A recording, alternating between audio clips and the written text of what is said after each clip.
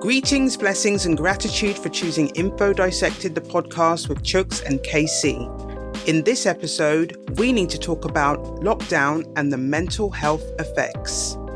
To talk about the effects of lockdown on all generations, because I feel like it was something that just kind of came, saw, conquered, and nobody even speaks about or addresses the turmoil that it caused. Yes, there was COVID or some kind of sickness going around that contributed to a lot of ill health and people feeling like they were under immense pressure in some cases to be vaccinated. Some people who were distressed by the fact that they wanted to be vaccinated and it wasn't available to them at that point. The whole rolling out of vaccines was done in a way that initially it was a very small few, almost the elite, that were allowed to have it, those in vulnerable positions and working in schools, and then it went to a certain age group, and if you were under this age and over that age, and to the point where it was literally being pushed on people and their jobs were at risk if they weren't taking it. So there is that dynamic. There are a lot of people who I am aware of that took the vaccine and wish they hadn't. There are people who I know that have taken it and aren't here now. There are people who didn't take it and aren't here now. And so that is one very huge side of it. But the side that I feel is being dismissed or maybe discussed behind closed doors and not shared with the masses is the actual mental health effects. And during that period, that was my main concern for myself and my children. The thing that got me through it is nothing lasts forever. So this thing is here now. We have to deal with it. But at some point, it has to go. And so what am I doing as a parent to ensure that my children are not traumatized by this situation and that we come out of the other side with as little damage as possible? Unfortunately, that hasn't been the case with a lot of young people, especially the ones that I work with. But we're hoping during this episode to just go through the impacts that period of time had on us as individuals, where we were at that point in our lives, and how things would have been different had we not experienced that period of time. So, interesting one. Yeah. I'm going to pass over to you because at the time, I believe you were expecting your first child around that time. And so what would be considered the norm would have very much been a privilege or unheard of at that time, with reference to midwifery, with reference to antenatal classes to prepare your mother to be, you know, get a bit of emotional support and understand what it is that she's going to be going through, and navigating through that period. I'm assuming that there wasn't any mother and babies classes where you could talk about if you had problems with the baby latching on while breastfeeding and kind of interact with other mothers and babies and do baby massage and all that kind of good stuff to help you bond with the child. So how was it for you, and what now on reflection really stood out for you? So for me, it was very much the pregnancy time. For me was I would say it was difficult. Not trying to compare to obviously the difficulty of actually having a child growing inside you, but just because the question was directed at me and my experience, I felt very disconnected from the process. It made me the fact there was I wasn't allowed to go into any scans. I wasn't allowed to be in any doctor's appointments. Like you said, there was none of these kind of like classes beforehand, or like you say, the prenatal, and you know what I mean, or these kind of social / medical situations that I presume exist, that I don't even, obviously it's assumptions because I never experienced it. The lack of those things, for me anyway, had me feeling very disconnected. You know, I remember there was a lot of instances of me just standing outside the hospital while my daughter's mum just in there and kind of doing whatever it is, and then kind of I put a lot of pressure on her because you know me well enough to know that like I'm gonna want to know ins and outs, and tell me. So you got up to the part of still being involved in your work, Yeah. still getting So up, yeah, grumpy, but coming home and putting your mask on, and and looking after the other half because you know obviously she was kind of in and out of work as far as days, and you know I think she was in 2 days a week, and then somehow managed to find herself with caught the COVID for a minute, and you know like all these kind of things.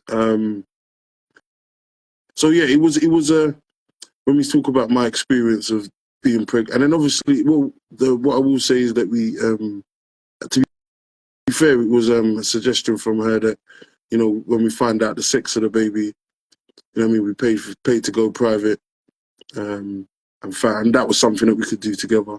Um, but apart from that, I was completely disconnected from every experience. It was all secondhand information. So in that so regard, it was difficult. even though you went private, your experience being an outsider receiving secondhand information, that was still the case No, when you went private, or it no? was no. That one scan to find out the sex, it wasn't. We went private and we was in there together and we found out at the same time. Okay, So that particular thing, we could go together. It was just, I think he was allowed to have one other person with you in that right, sense, in that scenario. Um, okay. so that was like that's like one of my most cherished memories from that period. Hmm. Um, so yeah, that was as far as the pregnancy goes. Yeah, that was really my experience. It was just kind of like almost feeling like looking on the outside, being on the outside looking in kind of vibe. Hmm. Um, What happened when and it then, came to the birth itself? I was in the room. Um, my daughter was born by cesarean, so but I was in the room. I think it took them a long time to stitch her up, so I had her for a long period of time. Well, relative to what I would expect because of Yeah, COVID. So then I think then there's a recovery room. In the recovery room, I was there for that part. But as soon as I was there for about 5 hours, to be fair. And I think a lot of other parents weren't even there for that long. But after I wasn't allowed to go to the ward, so I could walk her to the ward. And as soon as she got to the ward, I had to keep it moving. And then, so yeah, there was 2 nights of me just kind of having a video call as and when it was kind of possible. And then until I picked her up after that, it was like 2 nights later. Um, so yeah, it was once again, it was kind of like, it was amazing just kind of being there, um, holding her for the first time, and you know, seeing her open her eyes for the first time, and all these kind of things was like mm, amazing things. But also not only selfishly where I would want to be there for, I don't know, the first night, days, whatever, but also her mum was had to deal with it all by herself, kind of navigate nurses. I was getting videos of nurses trying to show her about kind of like you say the baby latching on, and you know all these things where you know she hasn't got any support there. She just got strangers. As nice as the staff were, and mm, they were nice and they were good and all of these things, but you know it would. ideally I would want to be there to, support and kind of encourage or whatever else I could do, or just be present. Let's just say that. Mm. So And yeah, the irony in that situation itself is that those same staff members or nurses or doctors or whoever mm, were all going home to their families at the end of the day, but mm-hmm, you weren't able to be in there as an outsider yeah, just because you don't work in the hospital. yeah. It's crazy. I remember coming home that night and beating a one brandy by myself, sitting on the sofa, Oh, sitting down in the chair. Yeah, like that first night. I just remember I just pulled one big shot on my ones, just beat that, mm, and then went lie down and said, "Yeah, you know what I mean? We did it," kind of vibe.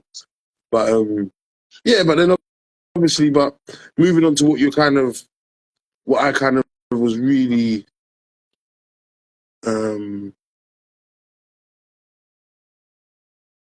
was interested in discussing really was kind of like after the baby was born and us both being first time parents at the time, and kind of it definitely made me realize how important I keep on saying social aspect, but like the mother baby classes and kind of all of those kinds of experiences mm, after the fact, because my daughter's mum kind of she took a whole year off work, maternity, right. so she will kind of like, and I'm at work, so I took 3 weeks off when the baby was born, and then I went back to work, and obviously I won't do nothing else apart from going to work and coming home.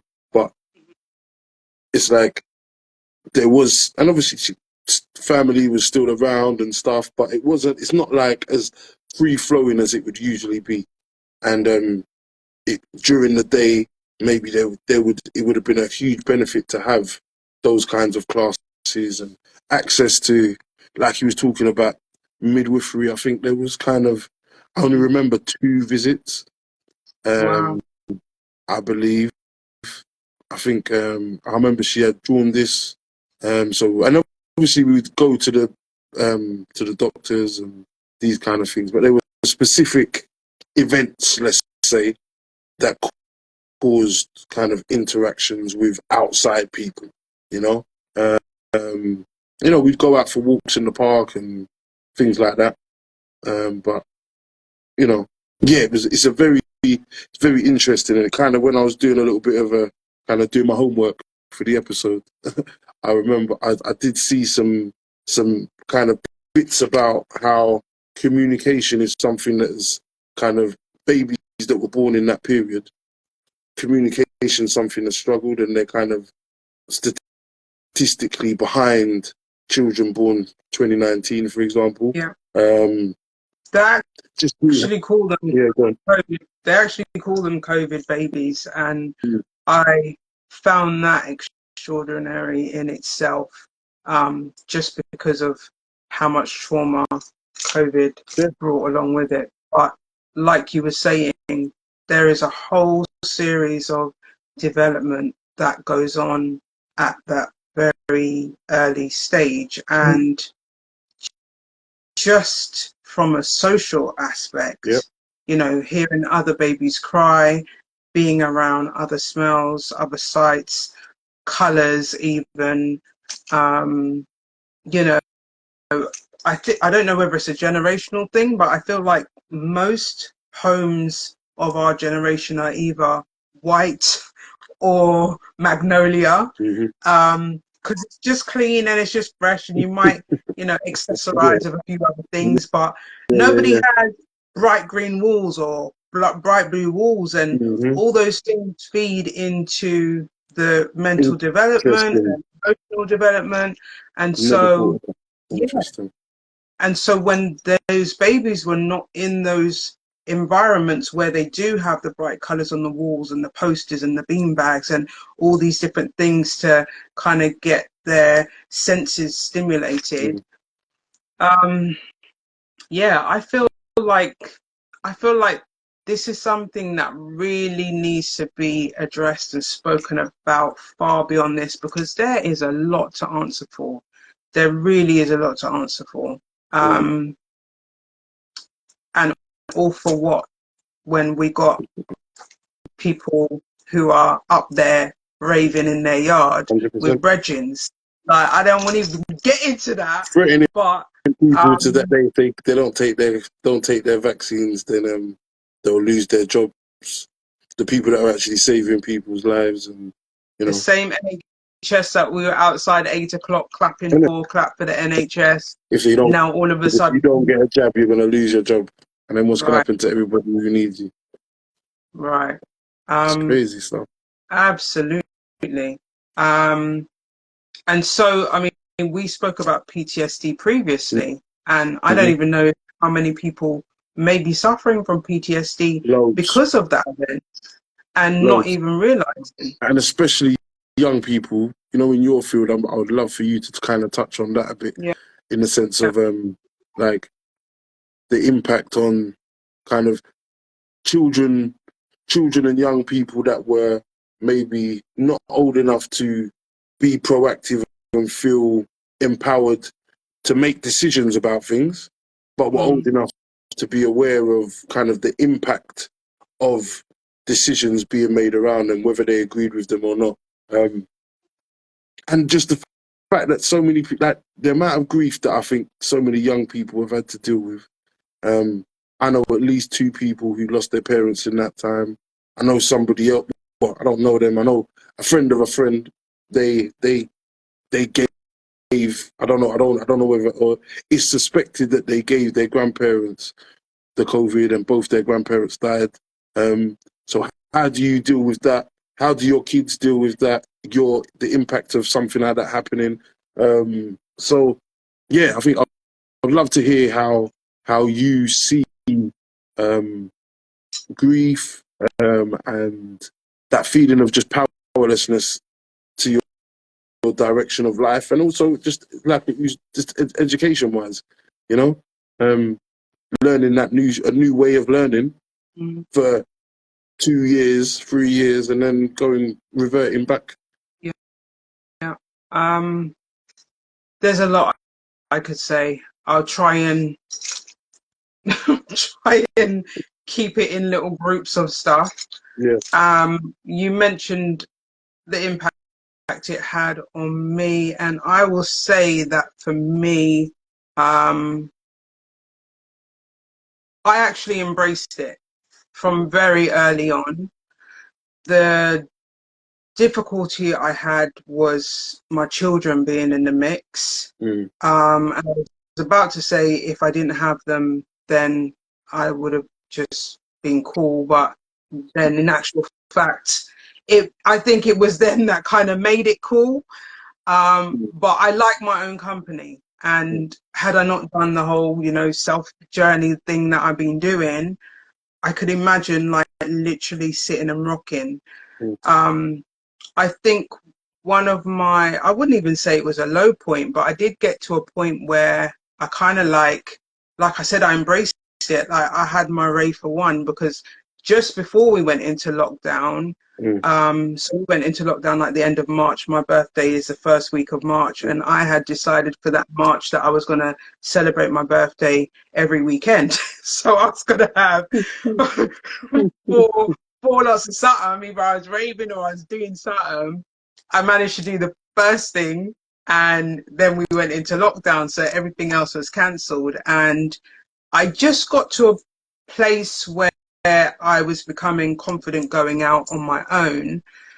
And then that happened, and I kind of felt like, what am I going to do now? I'm enjoying this vibe and this music and everything else. And at one point, I did actually I had a DJ brethren who sent me some links to raves that had been videoed, like when we were allowed out. Yeah. And back then they used to have like photographers and stuff in the rave, and they'd do a video. So I put the YouTube link on my big screen, turned off my lights. I created a little bar in the corner of my living room, put on my little candles there, I'm watching the TV and I'm raving and I'm standing next to the speaker box and having my little drink. And so I think for me, it wasn't Yeah. it wasn't the same experience as everybody else because I did embrace it and I did find ways to navigate around those moments of there's no one to kind of vibe with. Like obviously once my kids are in bed, Mm, what am I supposed to do? mm, Um, and it was also just wanting to break up the monotony of the week. So Monday to Friday, okay, I would be at work. How do you differentiate one week to the next if you're not actually breaking it up by doing something like taking mhm, the kids out to go somewhere or going to a dance or meeting up with people? It was just becoming a blur and I didn't want to lose sight and track of time. So there were things that I would do categorically because it was the weekend. This is breaking up the week. mm, Um, so that was kind of me. I think for my daughter, who was in primary school at the time, mm, um, I remember that there was a lot of uncertainty about who was supposed to be in schools and who weren't. okay. Well, not really unfortunately, but for my son, that was a year that he was supposed to be doing his GCSEs, so he couldn't take them. Um, my school was literally up the road from his school, so I was working in a school that was literally 300 meters away. So Mm, he actually turned up at my workplace while I was there, and he was with two of his brethren, and I'm like, "What are you doing here?" He said, "Mum, we've been sent home from school." I'm like, "What do you mean? No phone call, no letter, no text message, no email, no communication whatsoever. crazy. They've just opened the school gates and said, guys, you need to get out of here. Everybody's going home." So they all think it's, oh, let's go chicken and chip shop and let's do Good. this and that's exactly what my boy had to do because work weren't sending me home. Mm, I'm in a primary school 300 meters up the road. They're not sending their kids home, but the high school down the road is just emptied the whole of the school out onto the street. crazy. So that's exactly what he had to do, wait in a chicken and chip shop across the road. And that's kind of when stuff started to kick in for him because we were talking about it leading up to that. But he was like, what's going to happen to my GCSEs? Mm, Sure as enough, he wasn't able to take them. The fortunate thing for him was when he was preparing for his mocks, he had a very laid back, nonchalant attitude of, it's just mocks. mm, I'm just gonna do my thing for the big thing. Like, I'm gonna preserve all my energy for when the real deal comes. mm, And I said, no, this is preparation for the real deal. Treat it like the real deal. Do your studying, do your revision, mm, do all the things that you would do because you need to do it to prepare. You're not going to have this moment of that feeling again until the actual day. So why not yeah. treat it like the actual day? Fortunately for him, he did, and he came out with really good predicted grades. He got a distinction in PE, which is the direction he wanted to go into. Mm, So that was good for him. But there were a lot of teenagers I was gonna that say. were tore up Yeah. tore up because they had the same mentality as him. It's just the mocks. Obviously, there was stuff like coursework and other things that contributed to the Mm, predicted grade. But if the mindset is when GCSEs come, I'm going to go in full throttle, you never got the you opportunity never to got do. that opportunity. Messed up a lot of kids. And when you think about the mental health side of that Yeah, now, literally. I was they'll gonna be say, yeah. kicking themselves.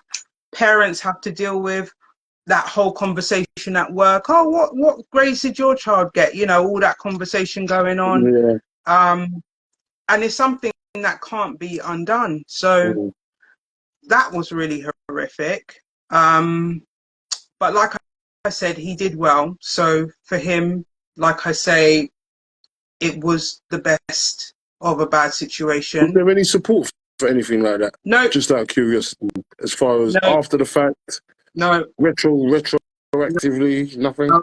Wow. Just go home and wait to hear from us. And then once you Um, and get when your we had, results, you just got to suck it up and deal with where those predicted results I get you saw in life after that. I saw kids like literally bawling, like Can literally. you imagine? Um, I've actually got a video of him walking up to the car with his envelope in his hand, and he's doing this like, yeah, yeah, I'm good, all this boasting all Yeah. business.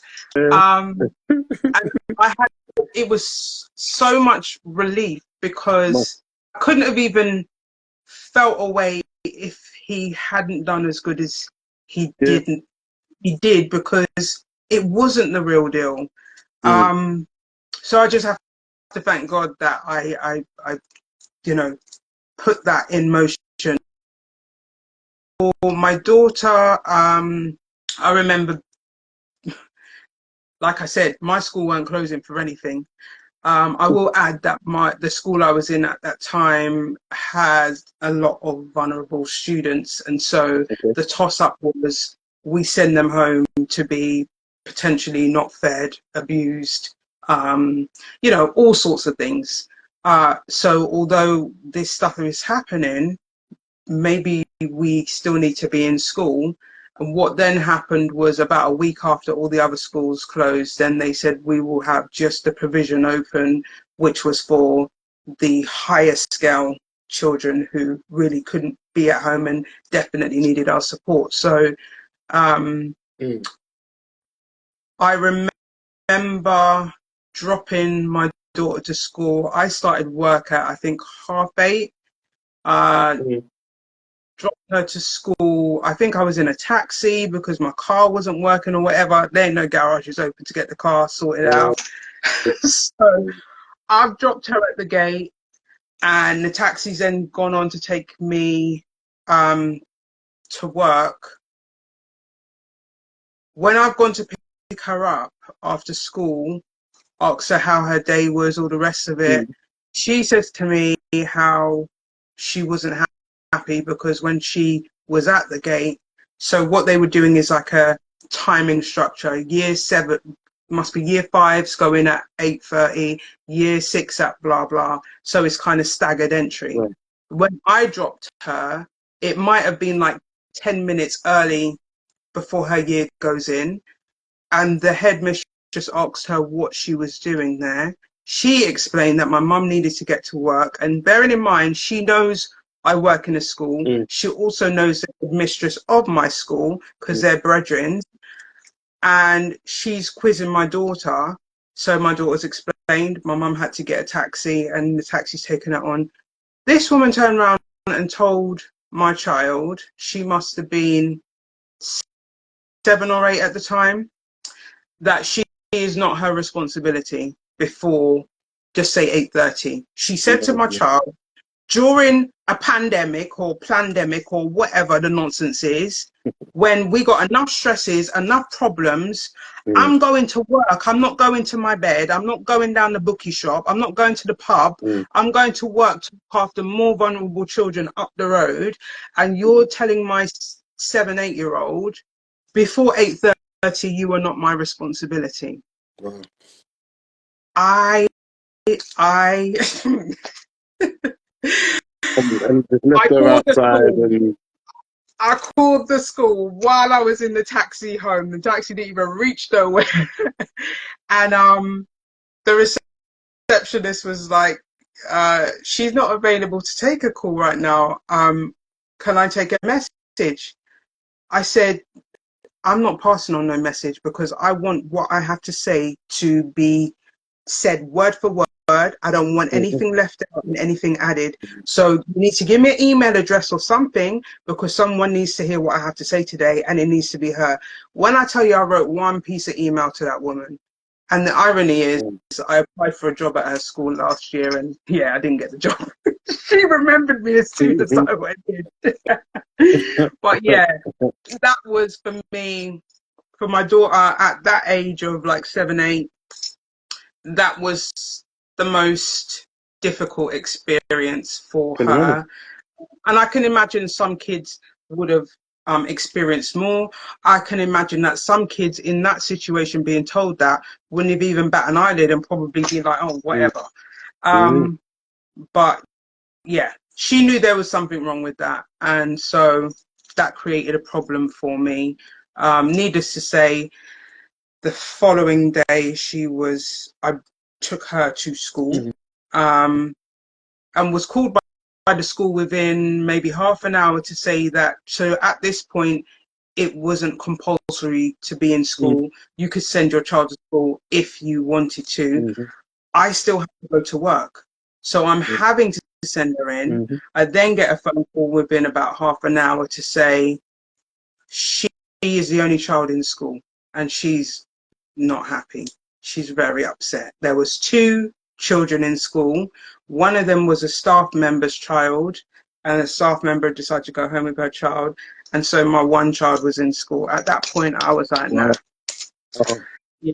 I'm done. So I went home and did what they call working from home, which I don't exactly know what that is, Mhm. because I can't look after vulnerable children from home. But yeah, I looked after my children and they were certainly vulnerable. So that was Yeah. me working from home for quite some time.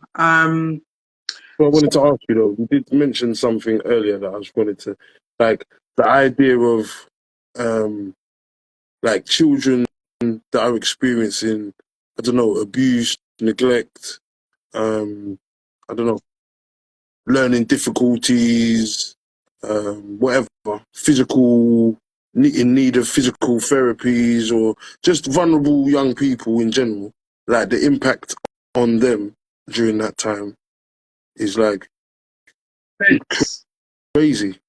Just yeah. even, just even now trying to think about it, because it's not something that, if I'm honest, I was really pennying like that before.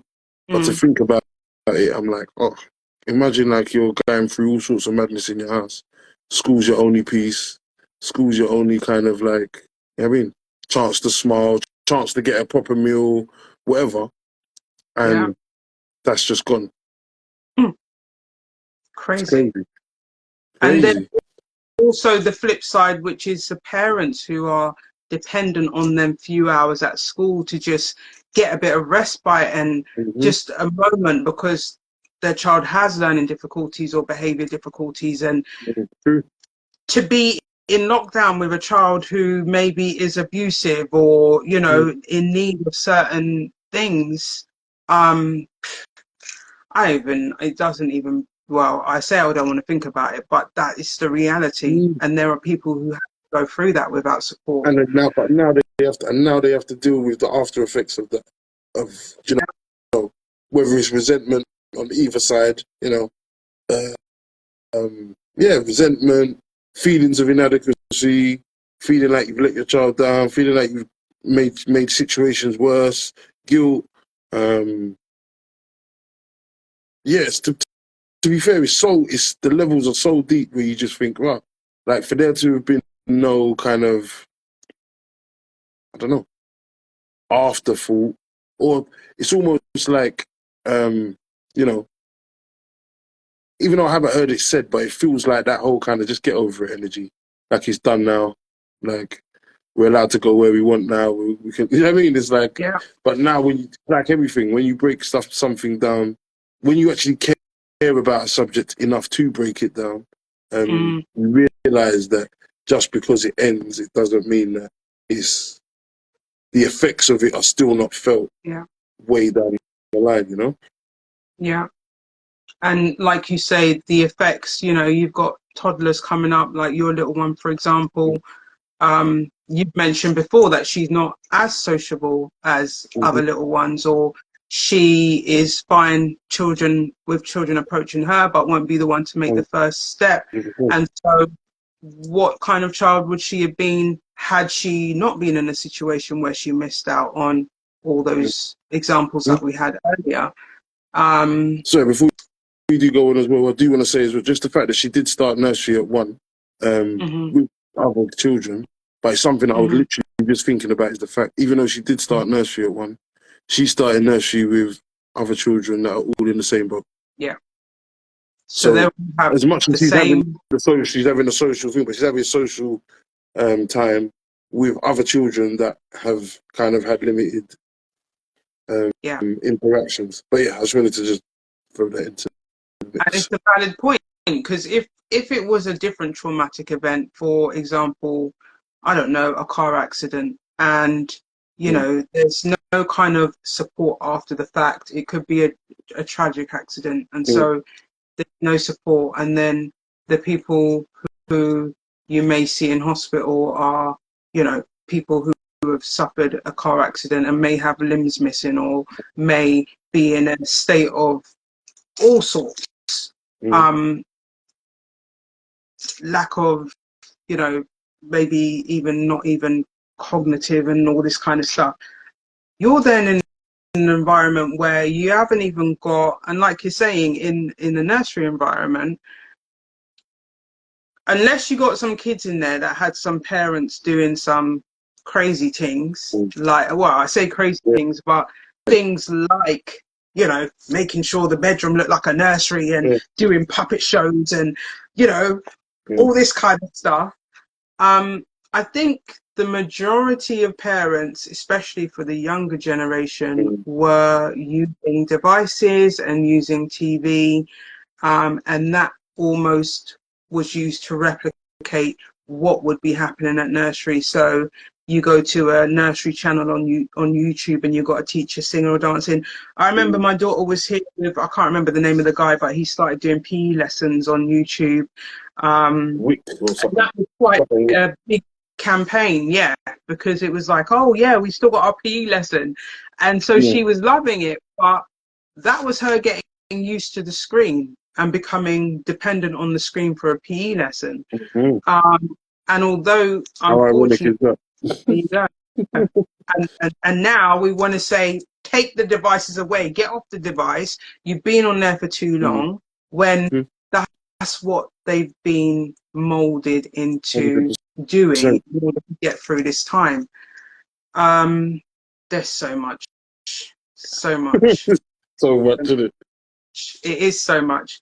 I think I had this conversation at my previous job, Mm. so it was about a year and a half ago, and I Mm. literally just asked my coworker, um, "What do you remember about lockdown and COVID Mm. and all the rest of it?" And she said, "I hadn't really thought about it."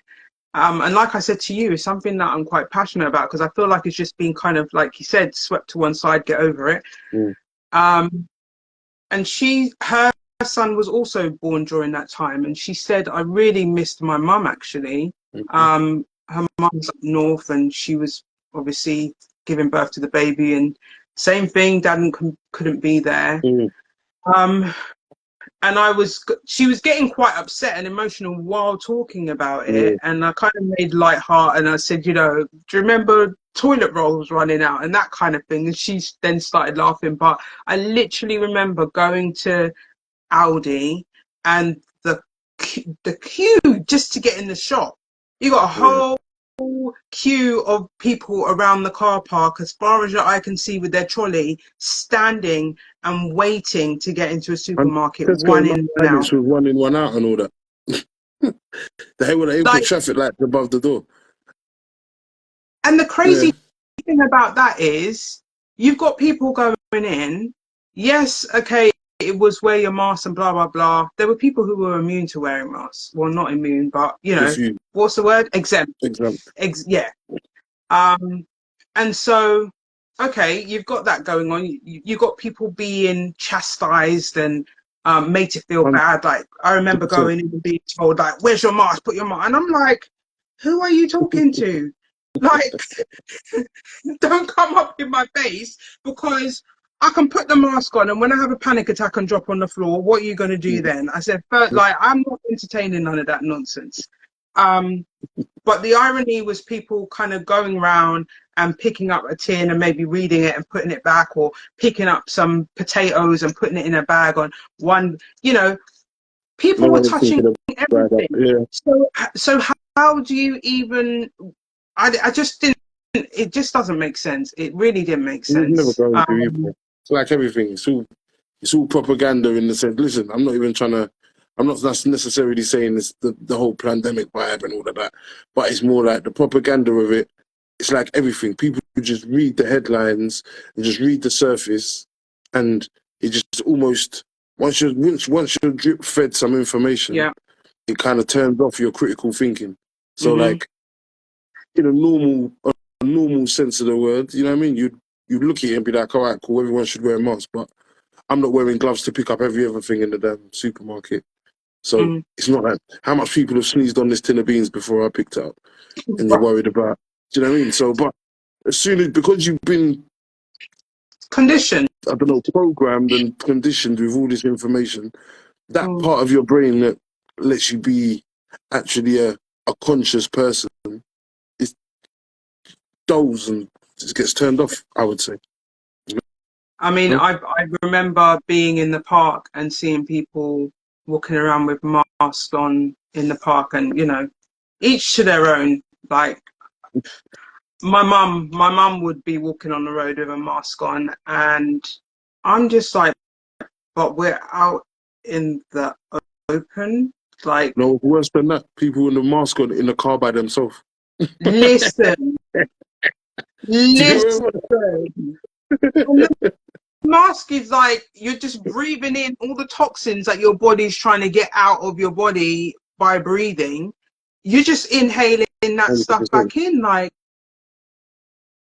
and then there was like this stipulation of it having to be that certain kind of mask because people would put bandana or whatever on, and I'm just like, nah, this it was, and I almost feel like because I'm seeing a lot of roadworks now, and Mm, it just I think that's maybe what kind of brought this subject to mind, because mm, it's almost like it's another kind of conditioning. I'm seeing like speed restrictions and roadworks without the roadworks, like coning, but I don't see nothing happening. And it's mm, almost like, okay, because I'm a motorway driver, mm, I'm used to doing my 70 on the motorway. I'm not a speed demon or anything. But then mm. all of a sudden, it's like 60 miles, 30 miles, 40 miles an hour. Drive at 40 miles an hour now. Yeah, You're driving at 40 miles an hour for like 3 junctions. What happened? Why I have to be driving 40 miles an hour? There's absolutely no road work going on. There's nothing going on. yeah. Why have I been made to do this? And it literally feels like another form of control. And yeah, Interesting. I'm It's just true. sensing a vibe of there's a lot of stuff. I feel like something's ramping up, and I don't want to speak certain things into existence, but Yeah. I'm feeling a bit prickly. I am. Um, Mm, but we've touched on pregnancy, yeah. we've touched on toddler, we've touched Hmm. on primary school age, and that whole experience. Yeah. Secondary school, not being able to take your GCSEs, Hmm. um, ourselves as adults, the older generation, Mm, and I feel quite possibly the most vulnerable alongside those with mental health issues mm, even before the pandemic started. yeah. Um, my gran was very much a stickler for turning on the TV at 5 o'clock in the morning when she wakes up, and it goes to sleep when she goes to sleep. Yeah. Um, so there was a lot of things on TV that she was watching that she didn't need to be Yeah. watching, Yeah. like whole scaremongering. Yeah. Oh, toll is how many thousands today, and mass burials, and like absolutely horrific stuff. Mm, And my gran passed during that time, not because of COVID, but certainly because of people taking advantage of the COVID situation, mhm, of restricting visits, of just using that umbrella to be mm, controlling. Um, and I was very much a person who would visit my gran every weekend. And yeah. so when it gets to a point where TV says you can't visit the elderly, all of a sudden the people or carers Mm, who live with her mm, as family members, mhm, um, yeah, I factually saw it as a window to take advantage. Okay. I won't go into it too much because I'll probably end up we'll end up having to radio edit this episode. Yeah. But for me, it got to a point where my gran lived in London and I lived 40 miles away. And on occasion, I would literally just drive to her road and sit outside her house. Weren't allowed in, didn't tell anyone I was there. I just needed to be near her, and it was so hard. It was so hard. And after a couple times of doing that, I just said to myself, I can't do this. This is not happening. And I know she was feeling isolated and being isolated, because by that time when I'm calling her, she wasn't receiving the care that she should have been receiving, dehydrated, not able to dial my number because her hands were quite poor at that time, or if I'd call her, she wasn't able to press the button to accept the call. And so I just bit the bullet one day and I covered myself from head to toe. Literally, like, I don't even know what like, all you could see was my eyes. I had my hair covered. I think I had a balaclava on. I had black bags from head to toe. I had bags on my feet, like gloves on, cotton gloves on top of the plastic gloves, like literally. And I called the house phone and I literally said to my uncle, I need to see mum. And he was and ahhing and, oh, you know, you shouldn't really be visiting and blah, blah, blah. I said, I have to see her. And he said to me,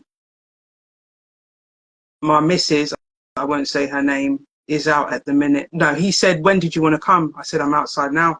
He said, well, my missus is out at the minute, so you can come in. That says a lot, because basically if the missus wasn't there, I wouldn't be allowed. Anyway, Yes.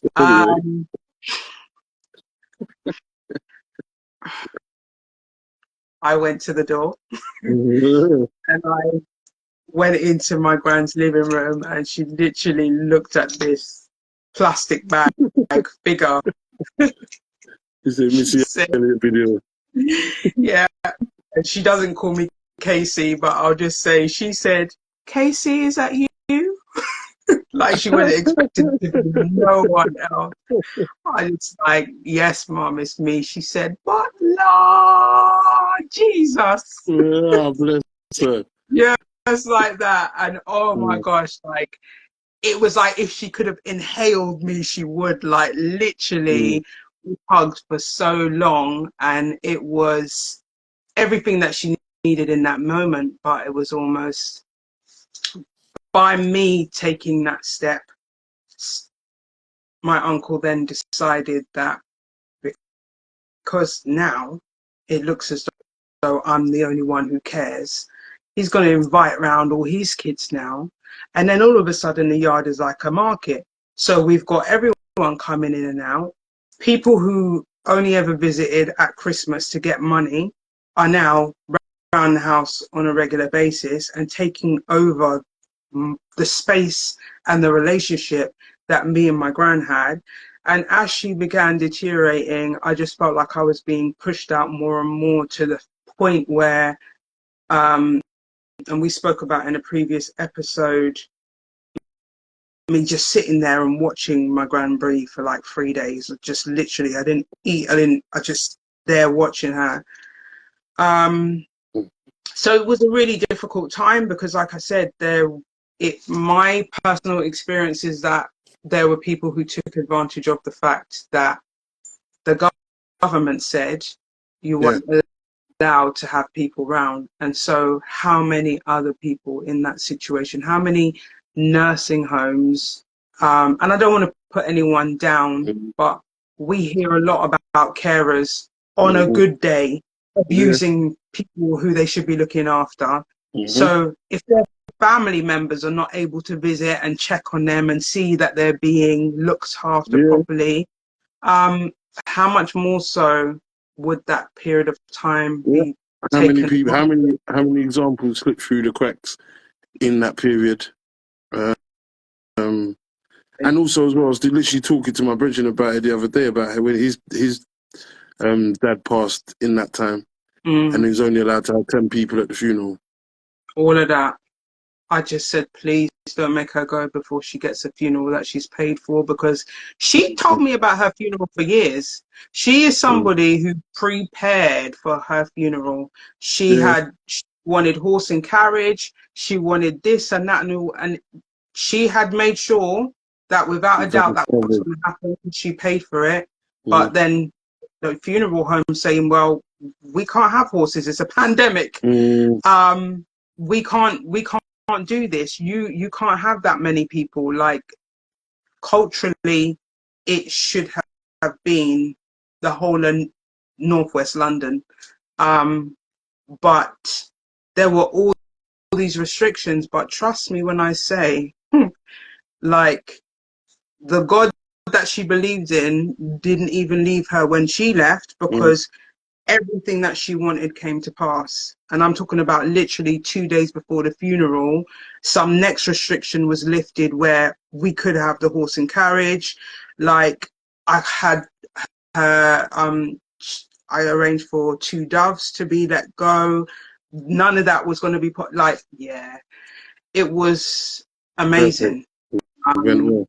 Yeah. yeah, man, it had to be done. It had to be done. But like I said, um, it is sad to think that in that kind of situation, there would be people that would also take advantage of the situation. Mm-hmm.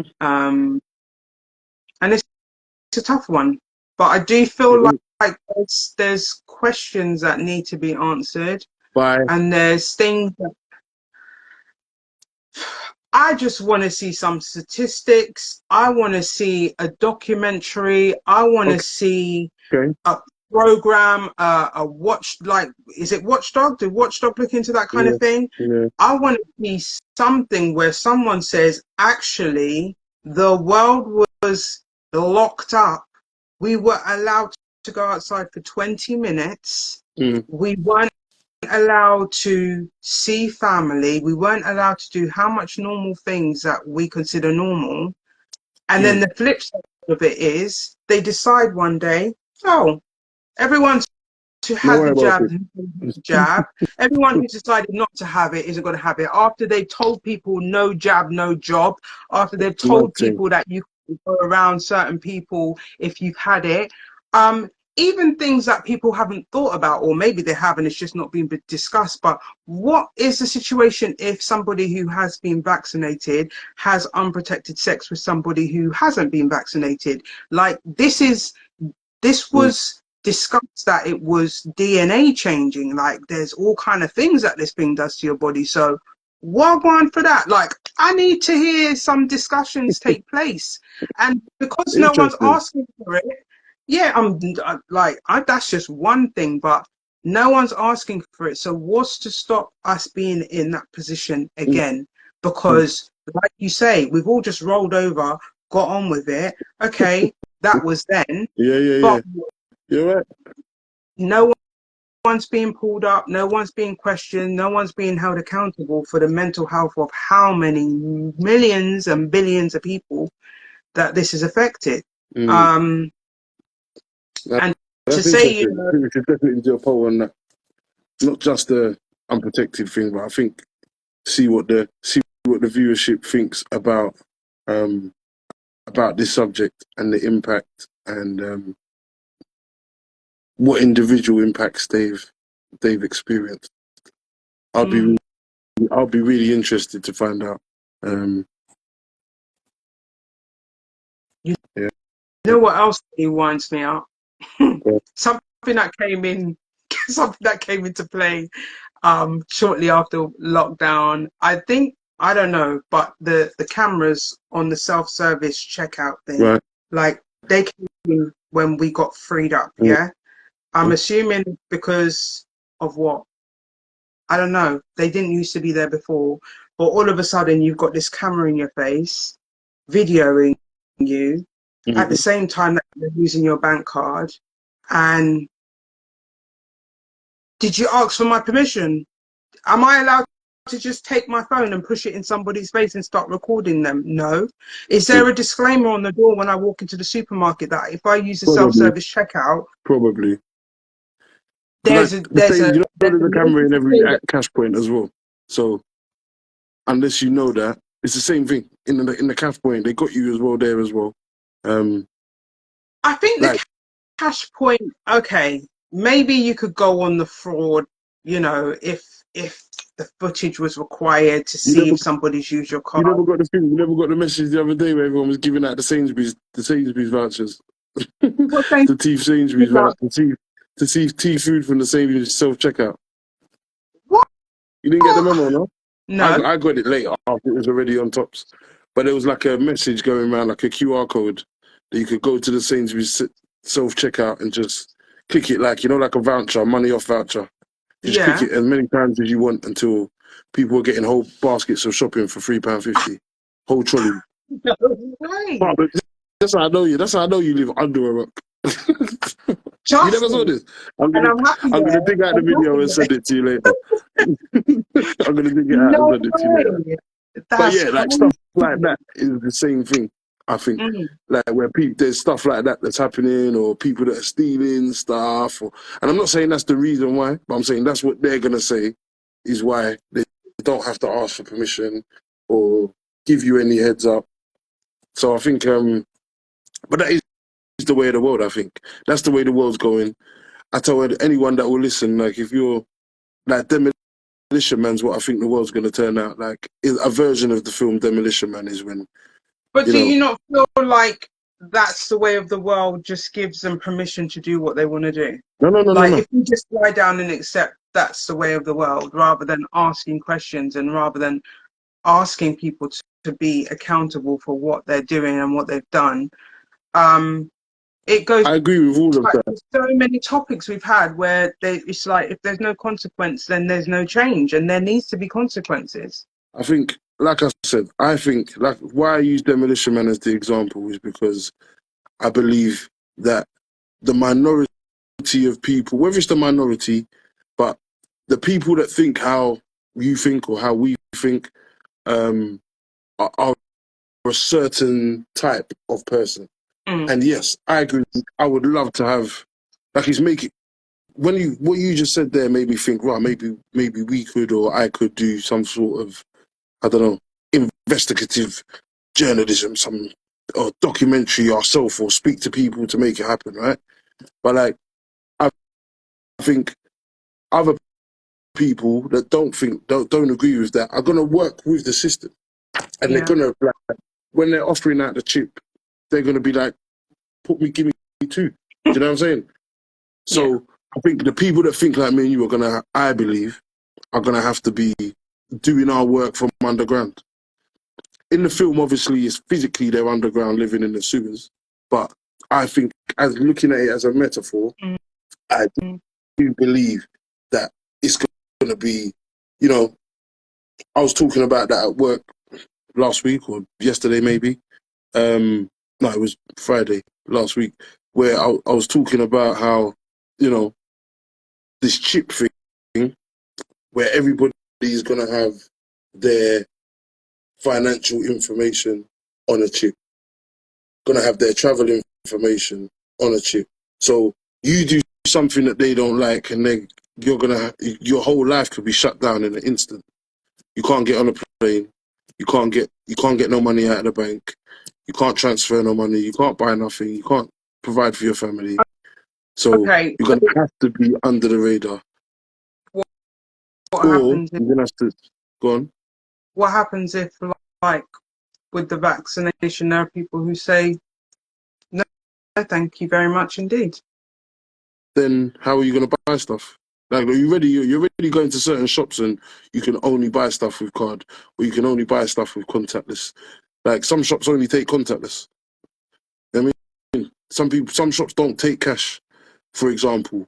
And if it is, because that's their plan is where you're not gonna like they soften you up with saying, okay, you know, contactless. Now everyone has to have a card, and then they take it from a card, and everyone says, all right, now everyone's got to do Google Pay or Apple Pay or whatever it is, and then they move from there. Like, okay, some people you're going to be able to run with the Google Pay and Apple Pay for a while, and we'll be able to move, and it might be our whole generation until we're old people. But at some point, people are going to get so used to the convenience.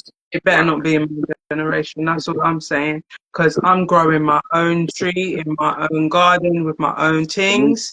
You ain't seeing me. You ain't seeing me. I'll eat grass before I put any chip in my hand, mate. I will eat grass.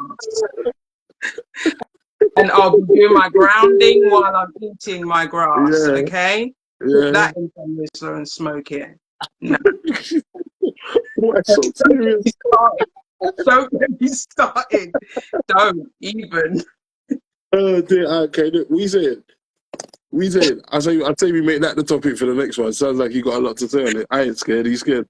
Listen. He's scared to talk about it. We should do that for the next The episode. thing is, if it was happening to make the world a better place, if it was happening because these things need to happen, if it was happening but people who are starving in other parts of the world were being taken care of, then okay, I can kind of see where we're going. But the amount of billions that are being invested in all this foolishness, and there are people in the world that can't even drink clean water. Like, are you dumb? Don't get me started. Well, I'm gonna get you started, but next week, we saying? Can we say that's the next word? The next episode next week is New World Order, yeah? I don't know. I don't know. I don't Don't be know. scared. Don't be Rub my scared now. forehead. Don't be scared. Don't start. I'm ready to go in. I'm like, yeah, let's do some prep work and like, actually have this as an episode. I This don't last bit know. here can be the trailer for next Monday Meds. Jeez. It might have a few hundred on Fire for chip. the Huh? Huh? have a few hundred on the That's live, boy. what I'm saying. Yeah, I'm down if you're down, boy. I'm not scared. Yeah. I'll give my opinions, you know what I mean? Yeah. Yeah, breathe. I think I'd definitely be doing some research and some serious preparation if we did go there, because I want to be running facts. Like, everything we've spoken about today has been our own personal experience. Mm-hmm. So no one can question or have any qualms about that. Like, you can't tell me I'm not chatting anything Mm-hmm. sense, because that's my reality. Those are the things that I went through. But what's to come? I need some facts to throw down for that one. Yeah, And yeah, like yeah, we've got a whole week. We've got a whole week to prep. oh, We've got a whole my week to prep. You got a week. We're gonna keep it. We're gonna get yeah. into time. And also, what I did want to say as well, just on the original subject here, was that I was saying like obviously we touched on mental health impact, like PTSD, like the increased stress and stuff, and then like family wise, like we said, like even the family of the key workers, so people that were like in the emergency services or whatever, how that impacted their families, and we did touch on the disadvantage of abuse and violence, and then you touched on a lot on the education. Solutions. The only ones I really found where people were talking about was things like to validate people's experiences. So I think discussions like this, people hearing people discuss and kind of process and unpack their own experiences, I think is a great way for people to kind of make sense of what they feel, because it is really the only one that's happened in our lifetime anyway. So I don't think people have like a blueprint or a way to kind of navigate through. So yeah, and I hope that people are, when we talk about, documentaries and studies and all these kind of things, like I think it's definitely something that has to be tracked long term, because you know, like I said, even my brother whose dad died, it's like these things, it's a huge thing to kind of only like your parents, a loved person in the community, in the family, and not even the whole family can be there, let alone everybody else who they've impacted. And then let alone you have the support. Speaking of my mum's funeral, just having all those people there, whether I liked all of them or not is neither here nor there. But just just kind of her having that, the turnout that she had, done a lot for me and my healing and progress through grief. Do you understand? So kind of, and that feeling of achievement of the same thing what you were talking about, where you know you was able to look at your grand's funeral and be like, she got what she deserved. You know what I mean? Yeah, You got what she deserved. She got the right send off. So to not have that is difficult, you know. So there's a lot of I definitely think it's important to track the impact long term. And even though it has been 4 years or 3 years or whatever it's been, yeah, I think it's definitely important to continue that and look into what there is out there as far as I don't know, documentary studies and investigations and stuff. You definitely. know? Mm-hmm. Yeah, for real, for real.